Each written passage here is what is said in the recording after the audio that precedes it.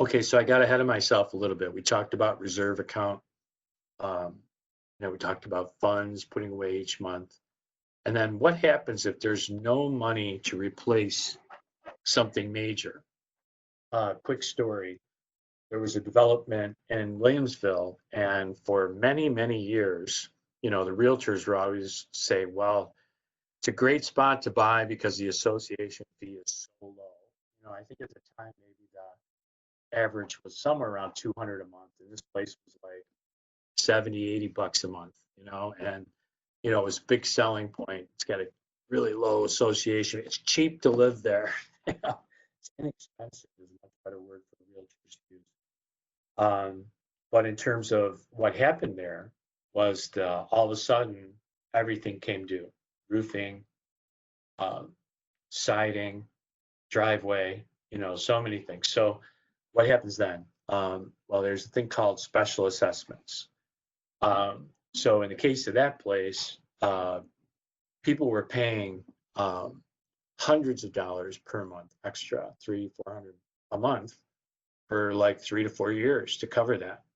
And it actually depressed the value of those units considerably once that dynamic started to happen. So special assessments are never popular, and yeah, you have to have a board of directors that's willing to make difficult decisions and willing to not be reelected, if they're acting in the common good.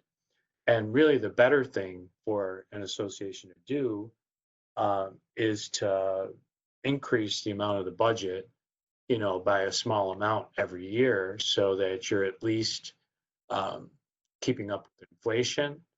I think at the same time, they need to be planning for replacement of major items. So special assessment is typically a response to surprises. That is exactly what it is. There was a major surprise in the town of Amherst, I think maybe 4 or 5 years ago. I think there was a development, an apartment building, I believe, where an exterior porch collapsed and somebody got hurt. So what the town did was they launched an inspection of every multifamily that had exterior porches and enforced the current code, which was more stringent than maybe what the code was when the building was first built, even though maybe the porches that were there were structurally perfect and no issues and no potential for issues.